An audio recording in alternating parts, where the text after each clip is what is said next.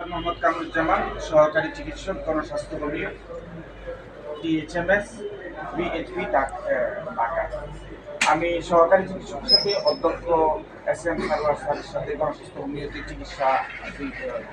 চিকিৎসক হিসাবে নিযুক্ত আছি।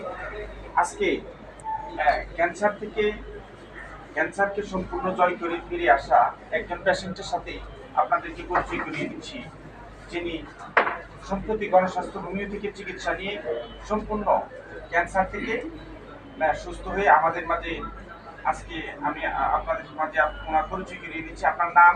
মোহাম্মদ আব্দুল কাদের। আপনার বাবার নাম? আপনার মায়ের নাম? সফিয়া। আপনার গ্রাম? গ্রাম মুরাদি। Post office? মুরাদি। থানা? জেলা?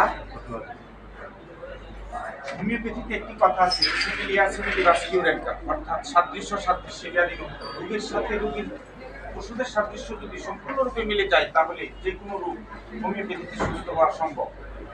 সেই হিসাবে আমাদের গণস্বাস্থ্য হোমিওপ্যাথি অধ্যক্ষ এস এম সারোয়ার স্যারের অক্লান্ত প্রচেষ্টায় প্রায় 5,500-এরও অধিক রোগী সুস্থ হয়েছেন, যাদের সাক্ষাৎকার আপনারা ইউটিউব, ফেসবুক, গুগল, টিকটক, ইনস্টাগ্রামে অধ্যক্ষ এস এম সারোয়ার লিখে সার্চ করলেই পেয়ে যাবেন।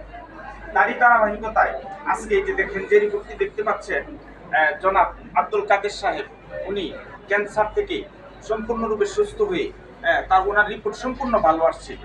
সবগুলি রিপোর্ট আপনারা আমি দেখাচ্ছি, জুম করে দেখতে পারবেন। এই যে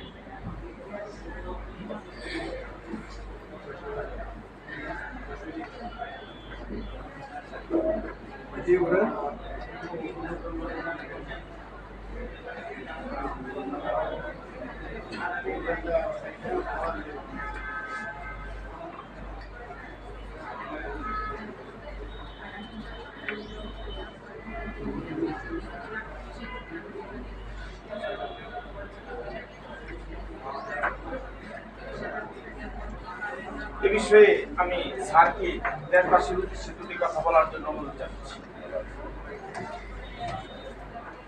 সম্মানিত দেশবাসী, বিশেষ করে আমার এই ভাই কীভাবে সুস্থ হয়েছেন আমরা ওনার কাছ থেকে একটু জানবো, এবং আপনাদেরকে বলবো আপনার দোয়া করতে নিয়ে যেন আজীবন ভালো থাকেন। আপনি কীভাবে অসুস্থ হয়েছিলেন, কোথায় কোথায় চিকিৎসা করেছেন, কীভাবে অসুস্থ হয়েছিলাম?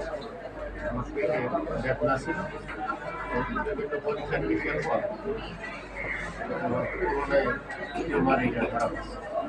এরপর ল্যাবে দিন অপারেশন করেছি। ল্যাবে অপারেশনের পর ডাক্তারেরা তখন বলছে যে ক্যান্সার বিভাগের ডাক্তারের কাছে গেছিলাম। তোমরা তখন কেমন দিতে বলছে, তখন কেমন দিতে আমি একটা ওয়াটসঅ্যাপ থেকে জানাই। এরপর আল্লাহর উপর ভরসা করে মোংরায় গেছিলাম। মোংরা থেকে আশা করি শারীরিক সুস্থতা। এরপর আবারও আমাকে কেমন দেওয়ার জন্য বলছিলেন, কিন্তু কেমন দিয়ে এরপর আপনার এখানে সন্ধান এখানে আসছি, এবং এখান থেকে 5 মাস মানে 4 মাস ওষুধ পাওয়ার পরে করতে পারছি। এরপর আর 1 মাস কেমো দেওয়ার কথা যখন ডাক্তার বলেছিলেন তখন আপনার অসুবিধা কি?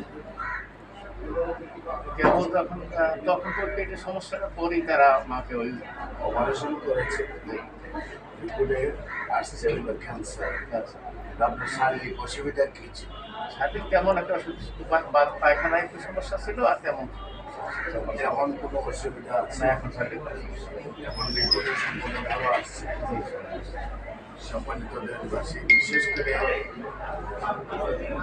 যারা বলেন ক্যান্সার, কিডনি, থ্যালাসেমিয়া, এইডস ভালো হয় না, সেটি মরণবিধি চিকিৎসায় প্রতি মাসে লাগে কয়েক লক্ষ টাকা, এবং একসময় রোগীটার মরণ হয়।